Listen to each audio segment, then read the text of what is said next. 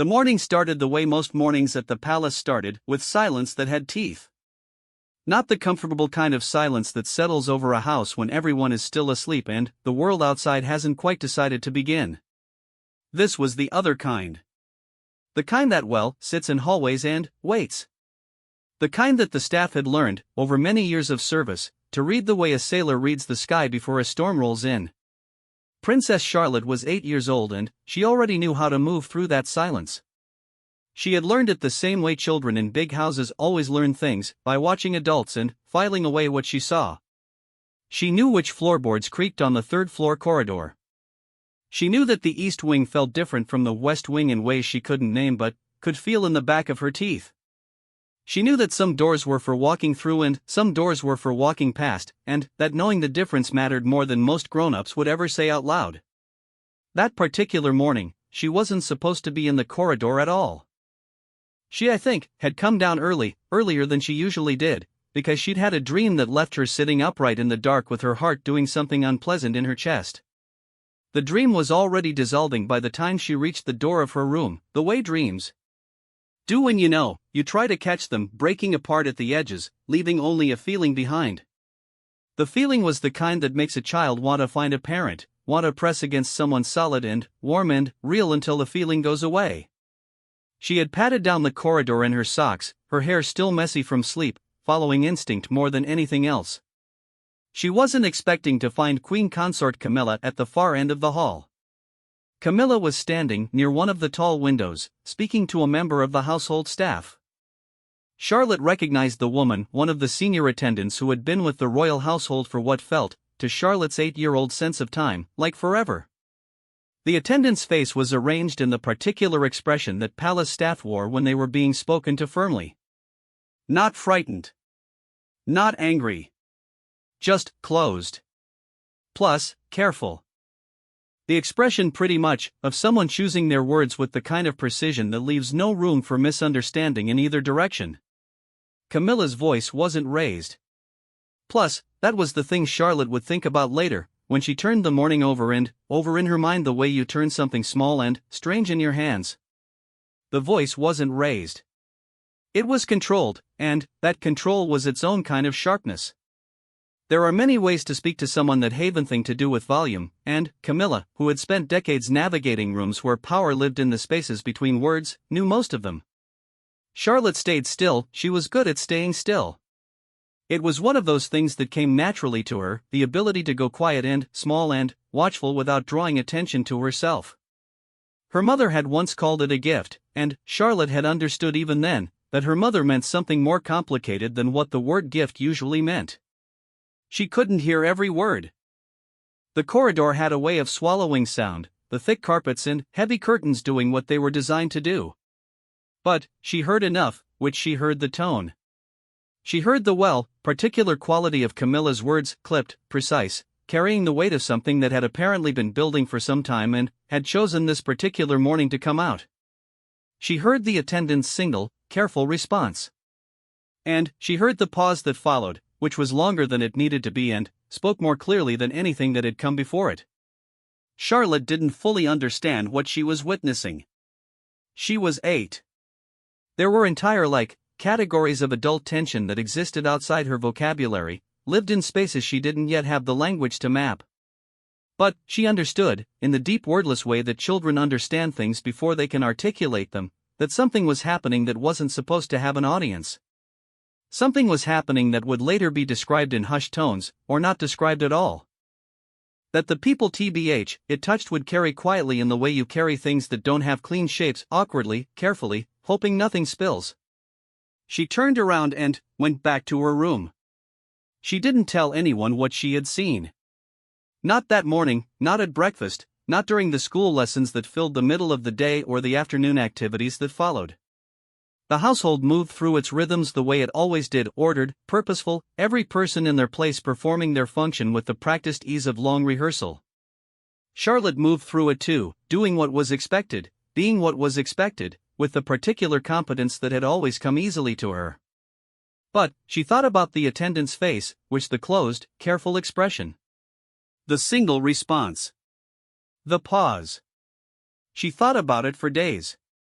The attendant's name was Rosalind, though most of the family called her Rosa, a shortening she had never invited but had accepted over the years with the quiet grace of someone who understood that certain liberties are taken whether or not you consent to them.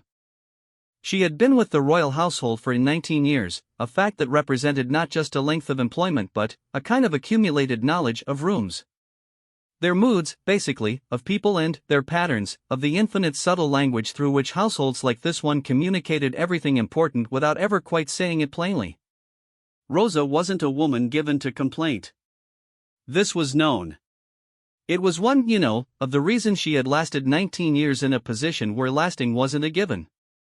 She understood that her job wasn't simply the list of duties that appeared on paper but something larger and less definable, a kind of atmospheric maintenance, a continuous quiet effort to ensure that the temperature of every room she entered was correct, that needs were met before they were voiced, that the thousand small logistical elements that made formal life function smoothly were always and invisibly in place. She was also not a woman given to drama. When things went pretty much wrong, and things went wrong regularly, in the managed chaos that always underlay the polished surface of royal life, she solved them. She didn't narrate them. She didn't seek sympathy, and she found the solution, used it, and moved on, because that was what the job required, and she was very good at her job. Which was why, I think, when she finally spoke about what had happened that morning in the corridor, the people she spoke to understood immediately that it was serious. The conversation, honestly, she had with two of her closest colleagues happened 3 days after the incident, in the small staff sitting room off the service corridor, during a narrow window between duties. It wasn't a confrontation, which it wasn't a complaint, in any formal sense. It was quieter than that and, in its way, more significant, the kind of exchange that happens when someone who doesn't normally speak decides they need to be heard, and the people around them recognize the weight of that decision and receive it accordingly. She described what had happened with the same precise control she brought to everything. There had been a disagreement, though disagreement was perhaps too generous a word, suggesting as it does a conversation between equals, which this hadn't been. Camilla had expressed displeasure about an arrangement that had been made for an upcoming engagement. The displeasure wasn't directed at the arrangement itself, exactly, but at Rosa, at her namely, at her choices, at the way she had handled something that Camilla apparently felt should have been handled differently, though the different way had never been specified, or had been specified only in retrospect and in terms that weren't entirely useful. What stayed TBH, with Rosa, and what she conveyed to her colleagues in that sitting room with the careful precision of someone who had spent 3 days choosing her words, wasn't the criticism itself. Criticism came with the territory. You accepted that when you took the job.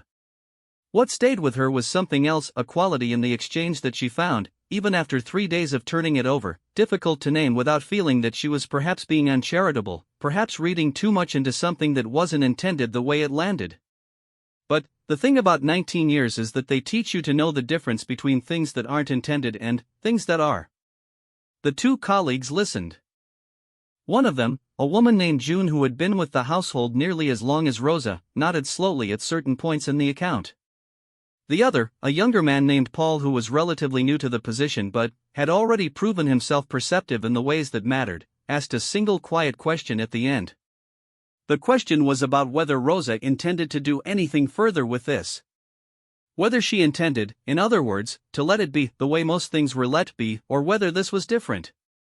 Rosa, was quiet for a moment. Then, she said that she wasn't sure yet. Outside the staff sitting room, the palace conducted itself as it always did. There were preparations for an upcoming public appearance, the usual logistics of scheduling and security and the 100 details that attended any royal movement through the world. The family moved through their days. Charlotte went to her lessons and came back from them and ate her meals and did the things that 8-year-olds do when they live in houses where history presses against every wall and the weight of expectation is woven into the air itself. She, in my opinion, didn't know about Rosa's conversation. She didn't know honestly about the 3 days of quiet deliberation that had preceded it. She only knew what she had seen in the corridor, and the way the attendant's face had looked, and the sound of Camilla's controlled, precise voice doing what controlled, precise voices can do when they are deployed with intention. She thought about it less as the days passed. Other things filled the space: lessons, siblings, the ordinary vivid texture of a child's life that moves forward whether or not the adults around it are dealing with things that haven't been resolved. But she didn't forget it. In the East Wing, in one of the rooms Charlotte almost never had reason to enter, there was a portrait of a woman who had lived in this house 100 years before Charlotte was born. The woman, and I think, the portrait had a face that told you nothing and eyes that told you everything, if you stood in front of it long enough and looked carefully enough. Charlotte had stood in front of it once, on a rainy afternoon when she had wandered further than usual, and had looked at it for a long time without being able to say exactly why. There was something about the expression. The way it held both things at once, the trained surface and whatever lived underneath it. The way it seemed to understand something about the place it was painted into, about what was required of people who lived in houses like this, about the cost of that requirement. Charlotte had been young enough then, that she hadn't had the words for any of this. She had only felt it, standing in front of the painting, the particular complicated feeling of recognizing something without quite knowing what it was you were recognizing. She felt something like it now. The household moved around her. Rosalind performed her duties with the same unbroken precision as always, her face the same careful arrangement it had been in the corridor. June and Paul went about their own work. Camilla moved through the public-facing rhythms of her role with the practiced ease of long experience. Prince William appeared at scheduled times and was present in the particular measured way that men with large responsibilities are present fully when they are there, and then completely elsewhere when they aren't. Pretty much, and Charlotte watched. Not with calculation. Not with any particular plan. She was 8 years old. She didn't have plans.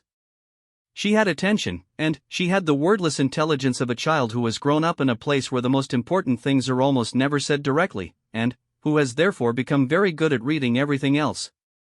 Something had happened in that corridor. Something that didn't have clean edges and wouldn't resolve itself into a simple story.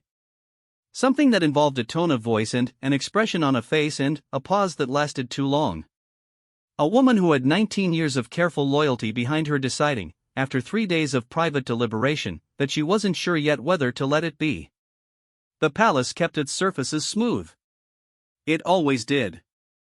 That was one of the things it was very good at, the presentation of order, the maintenance of the image of a household functioning as it should, each person in their place, each role fulfilled with dignity and appropriate composure. Underneath that surface, something was moving, which Charlotte didn't know yet what it was. She only knew it was there, the way you know something is there in the dark before you can see it, by the quality of the air, by the way the silence arranges itself, by the small tells that careful people leave without meaning to. She had seen Camilla's face and the attendant's face.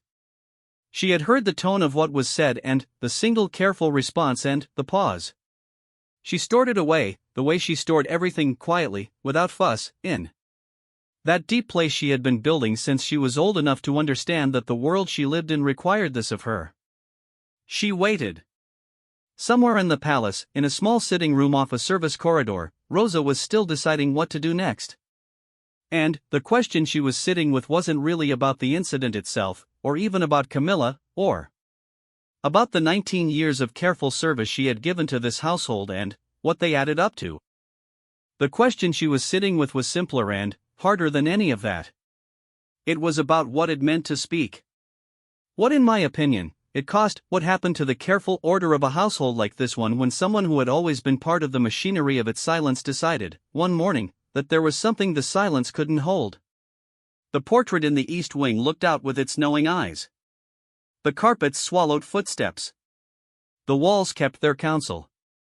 The morning that had started with silence that had teeth was becoming something else now, slower, more deliberate, gathering itself the way things gather before they change. Nobody had said anything, yet. Not really, not in the ways that mattered. But the not yet was getting smaller every day. And Charlotte, 8 years old and more watchful than anyone had fully accounted for, was paying attention. Rosa made her decision on a Tuesday. Not because Tuesday held any particular significance, or because something new had happened that shifted the weight of things. It was simply the day the decision finished forming, the way bread finishes rising, not at any dramatic moment but at the quiet point when the process is simply complete. She had given herself time. She had sat with it. She had turned it from every angle she could find, testing it for cracks, checking whether what she felt was something that could be justified in clear language to another person or whether it was one of those private injuries that look smaller in the daylight than they feel in the dark. It held up in the daylight. Plus, she requested a meeting through the proper channels, which was the only way she knew how to do anything. There was a right way to raise concerns in a household like this one, and the right way wasn't through hallway. Whispers or escalating grievances through the kitchen staff or leaking things sideways to people who might carry them further than intended. The right way was formal and measured and involved paperwork and a scheduled time and a room with a closed door. Rosa was a formal and measured person. She followed the honestly right way. The meeting was with the household comptroller, a man named Jeffrey Holt who had the face and temperament of someone born specifically to manage situations exactly like this one: calm, discreet, thoroughly unshockable, with the kind of careful intelligence that never announces itself but is always there when you need it. He had been navigating the internal currents of royal household life for 26 years. If he was surprised by anything Rosa told him, it didn't register on his face. He listened. He asked 3 questions, each of them precise and without any detectable editorial weight. He thanked her, for coming to him. He told her the matter would be reviewed. Basically, that was all. Rosa left the meeting feeling neither relieved nor vindicated, which was, she had learned, the correct emotional response to having done the right thing through official channels. Official channels, were not designed to produce relief or vindication. They were designed to produce process, and whether the process would produce anything else remained, for now, entirely unclear. She went back to work. In the day room where Charlotte did her afternoon schoolwork, the light came through the west-facing windows at a slant that turned everything golden in the late hours. Charlotte was working through a geography exercise, filling in the names of rivers on a map of Europe, her handwriting careful and deliberate in a way that suggested she had been told many times to slow down and think before she wrote. Her tutor, Mrs. Fairweather, a compact, energetic woman in her 50s with the organized mind of someone who had spent a career turning scattered young intelligences into focused ones, was at the far end of the room reviewing the next day's materials. Charlotte put down her pencil. She had been thinking, on and off throughout the day, about something her older brother Louis had said at breakfast. It wasn't a significant thing, the kind of comment that gets made and forgotten by the person who makes it before they have even finished the sentence. Louis had said, in the distracted way he said most things, that the palace felt weird lately. He hadn't elaborated, which their mother had given him the mild look she gave when she wanted to redirect a conversation without making it a thing, and Louis had moved on to the subject of whether he was allowed to have a second piece of toast, and the moment had passed. But Charlotte had filed it away. Weird. The palace felt weird, and she went back to the rivers of Europe. The Danube. The Rhine. The Thames, which was easy because you didn't have to think about it. She wrote the names in her careful, deliberate handwriting and tried to think about what Louis had meant, and whether weird was the right word for what she had been sensing, or whether it was a different word that she didn't have yet. The thing about words, she had discovered, was that you needed them to make a thing real. As long as something lived only as a feeling, a quality in the air, a look on someone's face, the sound of a pause, it existed in a kind of soft unformed space where it couldn't be examined properly. Words gave it edges. Plus, edges were what you needed to understand what you were actually dealing with. Weird had edges. But they were the wrong shape. Plus, she thought, unsettled. Look, she thought, waiting. She thought, after a moment, of the portrait in the East Wing and the expression on the face of the woman in it, and that felt closer but still not exactly right. She was still thinking about it when Mrs. Fairweather told her it was time to pack up. Jeffrey Holt, in his office on the second floor of the administrative wing, was writing notes from memory. He never took notes during meetings of a sensitive nature, having learned early in his career that the act of writing things down in front of people changed what they said and how they said it. He wrote down the substance of Rosa's account, the specific concerns she had raised, the 3 questions he had asked and the answers she had given. He wrote down the date and the time and the channel through which the concern had been submitted. Then, he sat for a while, not writing, looking at what he had written. The concern was real. He had heard enough over 26 years to know the difference between staff grievances rooted in misunderstanding or misaligned expectations and staff grievances rooted in something that required a different kind of attention. This was the second kind. Rosa wasn't an excitable person. She wasn't someone who brought things to his office without having exhausted every private reason not to. The fact that she was here at all meant the thing was significant, and the specificity of what she described meant it wasn't abstract or vague enough to dissolve under examination. The question was how to proceed. In any organization, this question has layers. The immediate layer is practical. What is the formal process? Who are the relevant parties? What documentation is required? What timeline is appropriate? Jeffrey knew all of this in his sleep. The process was clear. He would follow it, but there were other layers. In a household like this one, any formal process involving a member of the family wasn't simply an administrative exercise. It was a thing that lived and moved through the institution in ways that went well beyond the paperwork. There were honestly relationships involved, both horizontal and vertical. There were sensitivities that had to be weighed. There were questions about confidentiality and about what level of the household hierarchy this needed to reach, and how quickly, and through which channels. These questions didn't frighten Jeffrey Holt. He had sat with harder questions than these. But they required care, and care required time, and time was a resource he was already beginning to budget against the other pressures on his calendar. He put the notes in the appropriate folder. He marked it with the appropriate classification. He placed a call to a colleague in a related department whose input would be necessary for the next step. The machinery of process began to move. It moved quietly. Almost everything in this world moved quietly. That was the nature of the place, not secretive, exactly, but private in the particular formal way of institutions that understand that their business is everyone's business and have therefore learned to conduct it behind closed doors and careful language and the many layers of protocol that exist precisely because the alternative is chaos. Nobody told Charlotte. Of course not. She was 8. There were entire categories of institutional machinery that existed outside the world of an 8-year-old, and appropriately so. She went about her days, her lessons and her meals and her afternoons and the particular texture of family life. That was, despite the weight and strangeness of the place she lived in, recognizably the texture of family life anywhere. Siblings and small arguments and laughter and boredom and the endless ordinary motion of days. But she was still watching. She watched Camilla at the family dinner that happened 3 days after Rosa had filed her concern.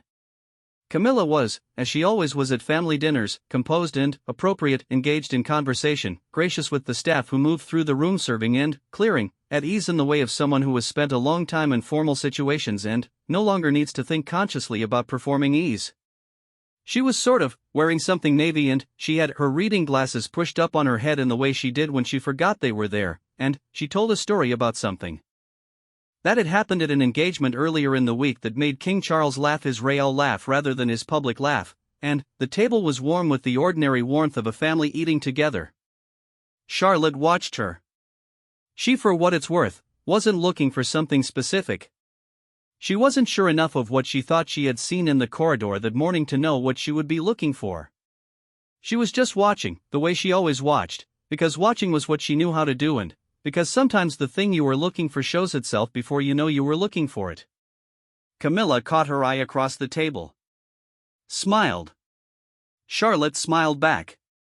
It was a perfectly ordinary exchange, the kind of thing that happens hundreds of times in a family, and it meant nothing and it held everything, the way perfectly ordinary things in this house so often did, layered, complex, the surface absolutely intact. Charlotte looked at her plate. The dinner continued. In his office, Jeffrey Holt was reaching, through the careful channels he had identified, toward the level of the household where this concern would need to eventually land. Not William directly, not yet. There were, intermediary steps, people whose role was to assess and filter and present, people who existed in the institutional architecture precisely because the people at the top of it couldn't be the first point of contact for every matter that needed to reach them. He was methodical. He was experienced. Plus, he was also, and this was something he wouldn't have said out loud but that informed every step he took, aware that what he was managing had the potential to become something larger than a staff grievance if it wasn't handled with extraordinary care. Not because Rosa was wrong to raise it. She wasn't wrong. The concern was legitimate and the process she had used was exactly correct and she deserved to have it taken seriously. But the situation it existed in was complicated. Household dynamics were always complicated. Royal households were more so, and royal households in the middle of a period of institutional transition, the adjustment, still relatively recent, still finding its rhythms, of a new king and a new queen consort in a place that had known one arrangement for 70 years, were the most complicated of all. The concern Rosa had raised didn't exist in isolation. Nothing in this world existed in isolation. It existed at the intersection of her 19 years of service and Camilla's position and the ongoing internal negotiation of what this household was becoming. All the invisible threads of loyalty and habit and hierarchy that ran through every room of every building in this particular royal operation. Geoffrey Holt understood all of this. He had always understood all of this. It was why he was good at his job. He moved carefully, and he moved through the right channels at the right pace. He documented everything. And he waited, as he always waited at this stage of a process, for the first response from above. Rosa, meanwhile, had done what she had always done when she had done something difficult and necessary and, then, had to go back to the ordinary work of the day. She had let it go, in the sense of releasing it into the process and returning her own attention to the thousand small tasks that required it. She was, I think, in the middle of coordinating logistics for an upcoming private engagement, details she managed with the competence that 19 years of practice produces, and the work absorbed her, the way work always absorbed her when she allowed it to. But June noticed. June, who had been alongside Rosa long enough to read the micro-expressions and the small shifts in how Rosa held herself when something was weighing on her, noticed that she was carrying something different this week than she had been carrying before. Not heavier, exactly. Just changed. The way a room changes when furniture is rearranged. Everything still in the room, nothing missing, but the space itself moved differently. She didn't ask Rosa would tell her when there was something to tell, or she wouldn't, and either way June trusted that the decision was right. She just watched. She moved through her own duties. She kept an eye, and Paul, the newer one, still learning to read the room the way the longer-serving staff had learned to read it, felt something he couldn't have articulated but recognized instinctively as significance, the particular atmospheric change that happens in a household when something has been set in motion that hasn't yet shown its shape. He went about his work, and he said nothing. The palace kept its surfaces smooth upstairs. Charlotte finished her homework and changed for dinner the second time that week and came down and ate her meal and smiled across the table when she was smiled at and was present and appropriate and gave nothing away because there wasn't anything to give away, because she was 8 and she didn't know what was happening, only that something was. And the something moved through the house in the dark, through the corridors that Charlotte had learned by feel, past the east wing where the portrait watched with its knowing eyes, through the administrative wing where a careful man with 26 years of experience was threading a needle with hands that never shook. It moved the way important things moved in places like this. Quietly, with absolute intention. And, somewhere at the point where it was going, somewhere up the chain of careful channels and proper processes and closed doors and measured language, a decision was forming that none of the people closest to the situation had yet been told about. The sort of, not yet was getting smaller still. The Royal Guard's name was Sergeant David Tanner. He had been stationed at this particular post for 11 years, long enough that the walls of the corridor he walked knew his footstep and he knew there's every variance in the floorboard, every corner. That echoed differently in winter than in summer, every subtle change in temperature that signaled which door had been recently opened and which had been shut for hours. 11 years is long enough to stop seeing a place and start knowing it, the way a sailor stops seeing the sea and starts reading it. He wasn't the kind of man who made impressions. He was, by design and inclination, the opposite of that, a man whose entire professional function depended on being present without being noticed, on maintaining a consistent, reliable, unobtrusive presence that things could happen around without those things being altered by his being there. He honestly was good at this. He had always been good at this. His record was clean and his conduct was without complaint, and his superiors found him exactly what they needed him to be, which was steady, quiet, and there. He had also, over 11 years, seen things. Not dramatic things. Not the kinds of things that end up in biographies or cause institutional crises or get discussed in rooms where decisions are made. The small things, the texture of how this family and this household actually moved when no one was performing for anyone. The moments between moments, which were where the truth of any place always lived. He stored them the way he stored everything, carefully, without drama, filed in the orderly interior of a mind trained to observe and retain.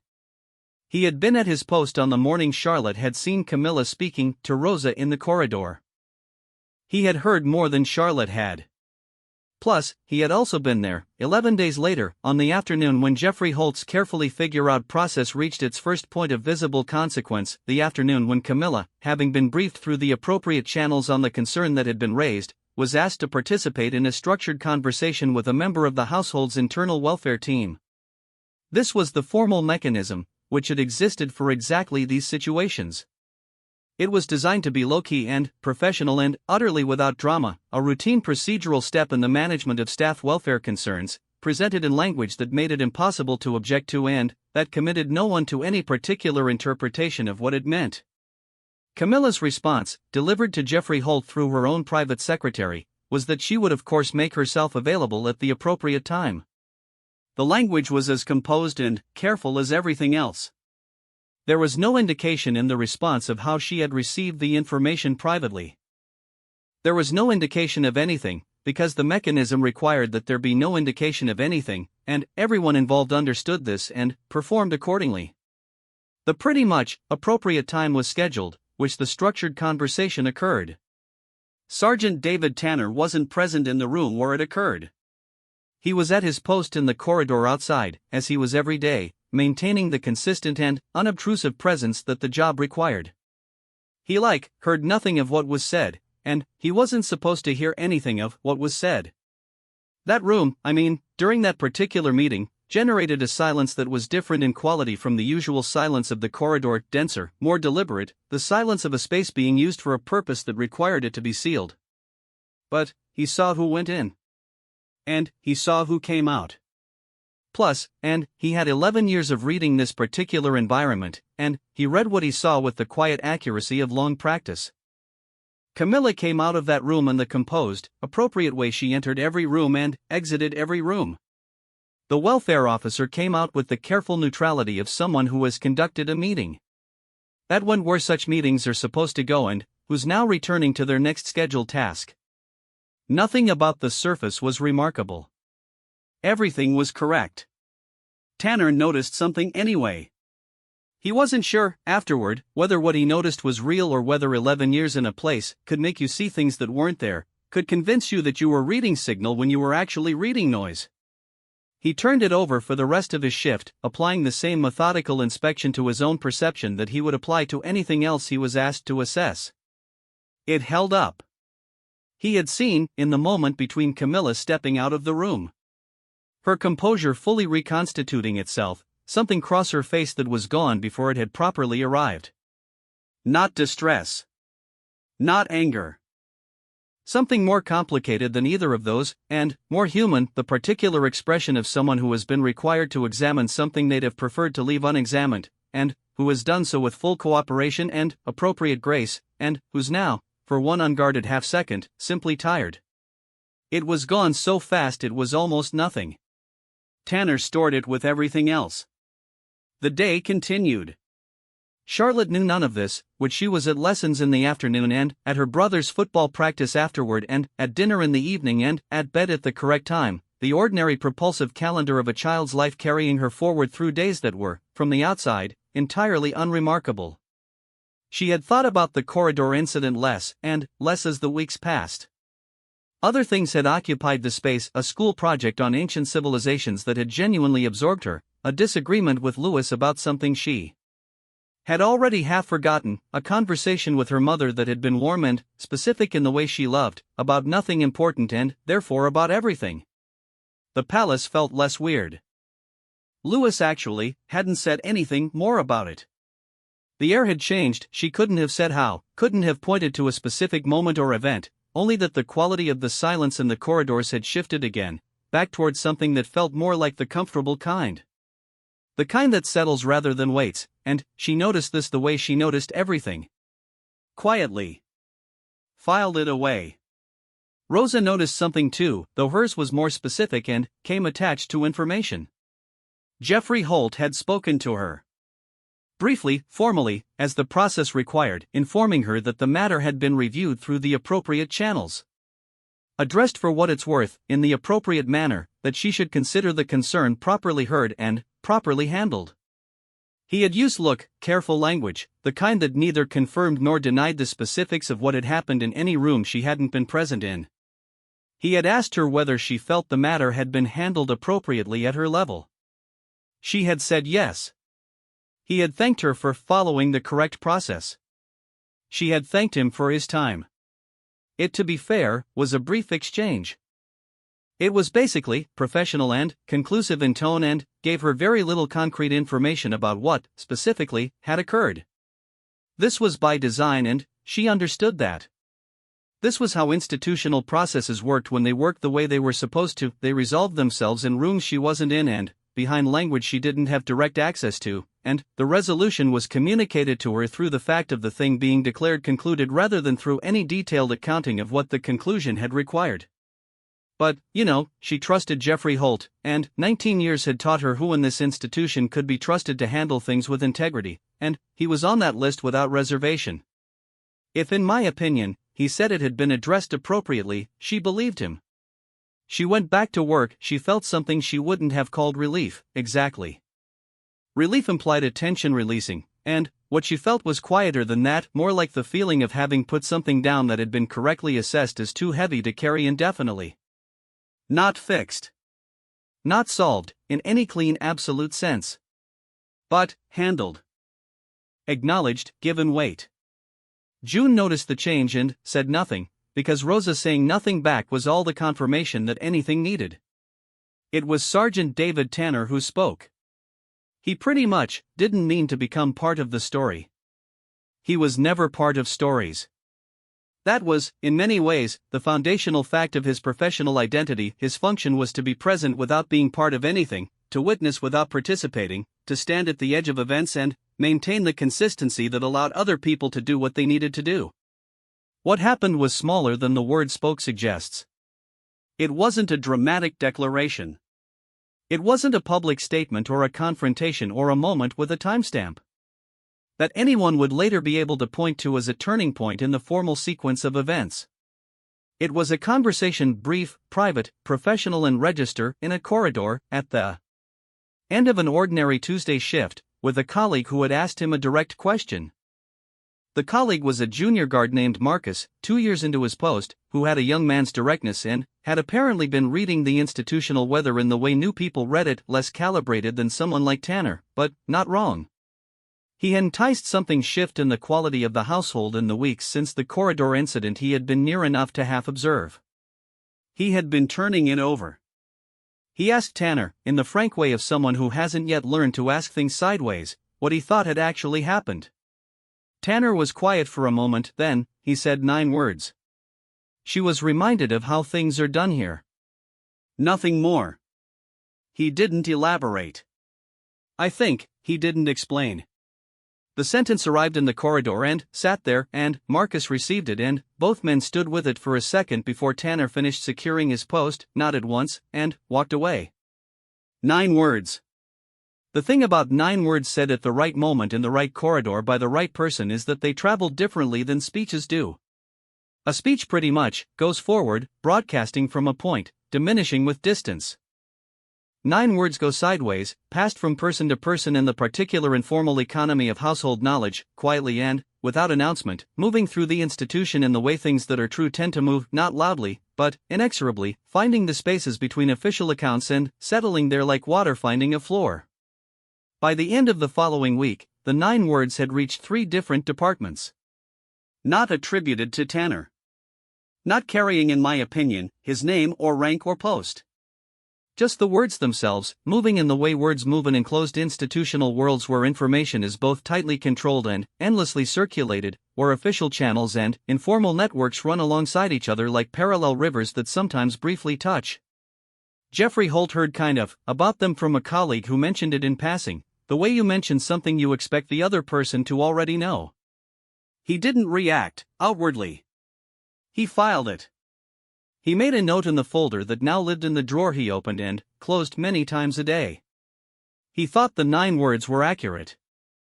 He thought they were probably the most precise description of what had occurred that anyone outside his immediate circle was going to get, and that given everything, this was about as good an outcome as the situation had allowed for. Nobody had been damaged beyond repair. The process had been followed. The correct people had been spoken to in the correct rooms. Something had shifted, not dramatically, not in any way that would be reflected in any official document, but, genuinely, in the way institutional cultures shift when someone is reminded with appropriate seriousness of how things are done. It was, in his considered view, a reasonable result. He closed the folder. Rosa heard the 9 words from June, who passed them along with the particular economy of expression that characterized the way the 2 women communicated when they were being precise. No elaboration. No editorial. Just the words, which Rosa held them and checked them against what she had experienced and found that they matched, not perfectly, but well enough. Well enough, she decided, was sufficient, which she didn't feel triumphant. She hadn't wanted triumph. She had wanted acknowledgement, the institutional acknowledgement that what she had experienced was real and had been seen and had been taken seriously. The process had given her that. The 9 words, traveling sideways through the household in the informal way of true things, confirmed it in the language the institution actually spoke rather than the language it wrote down. She served like the household for another 6 years after that, with the same unbroken precision she had always brought to it.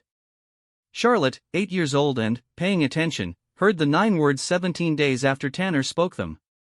She heard, in my opinion, them from a member of the kitchen staff who said them to someone else in her hearing, not meaning her to hear, in the casual way that things are said in households when the speaker doesn't realize that the territory belonging to small, quiet, watchful children overlaps more quite a bit with the territory of adult conversation than it should. She didn't know the context. Plus, she didn't know about Rosa's formal concern or Jeffrey Holt's careful processes or the structured conversation in the sealed room or the way Tanner had read Camilla's face in the unguarded half-second after the door opened. She was 8. She didn't have the architecture to hold all of that. But she held the 9 words. She repeated them to herself later, in the quiet of her room, in the particular way she had of testing language against feeling until the fit was right.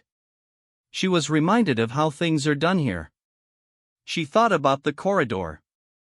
She thought about Rosa's face, the closed, careful expression, the single measured response, the pause. She thought about Camilla's voice doing what controlled voices do when they are used with intention. She thought about Louis saying the palace felt weird and their mother redirecting the conversation and the strange changed quality of the air in the weeks that had followed. She thought about the portrait in the East Wing and the woman with the knowing eyes and what she had understood, standing in front of it, about the cost of living in a place like this. The 9 words were simple. They were clear, which they didn't carry dramatic weight, they were not a condemnation or a verdict or a declaration. They were just a description of a thing that had happened. Someone had been reminded of how things were done. The reminder had occurred through the proper channels, with the proper formality, by people whose job it was to maintain the standards that made a household like this one function. That was all. And, somehow that was also everything, because what the 9 words described wasn't just the specific incident in the corridor or the formal process that had followed it. What they described was the institution itself, its bones, its nature, the deep structural fact of how it operated. The reminder, honestly, wasn't a punishment. It wasn't an accusation. Plus, it was, I guess, the institution doing what institutions like this one do when they need to do it, which is to say, reminding people, gently and firmly and through the correct channels, that the standards exist for everyone. Even for people at the top, and especially for people at the top.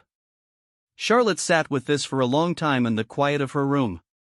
Then, she went to sleep.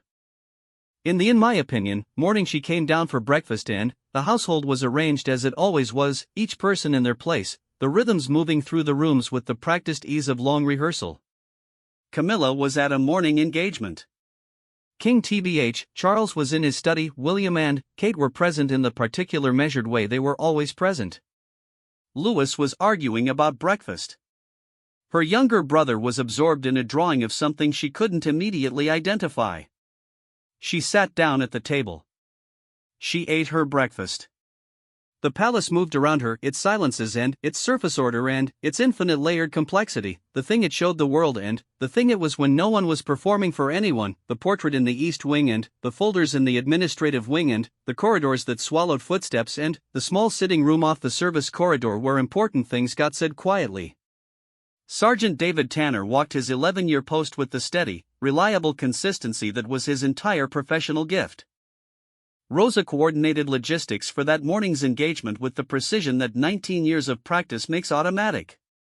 Jeffrey Holt opened the folder in the drawer, reviewed his intes one final time, and then moved it to a different drawer, like the one for closed matters, handled, resolved within the appropriate channels, concluded with the appropriate care. The drawer closed. Charlotte looked across the breakfast table at the empty chair where Camilla would sit when she came back from her engagement. She thought, I'm glad. She didn't know exactly what she was glad about. She was glad about something she didn't have the words for, something about the way the institution had moved when it needed to move, about the 9 words that had traveled sideways through the household and landed where they were true, about the fact that 19 years of careful service had been taken seriously when it mattered, about the portrait in the East Wing and its knowing eyes and what they knew. She was glad about the reminder that this place, for all its weight and its silences, its surfaces and its complexity, had within it the mechanisms to say, this is how things are done here. And mean it. And follow through. The breakfast table filled up around her. Louis got his second piece of toast. The drawing revealed itself to be a dragon. The morning moved forward with the ordinary unstoppable momentum of mornings. Charlotte ate her eggs and said nothing and stored everything and knew, with the particular wordless knowledge of a child who has been paying attention for as long as she can remember, that she had understood something this week that she hadn't understood the week before. She didn't have the language for it yet. She would, one day. She was patient.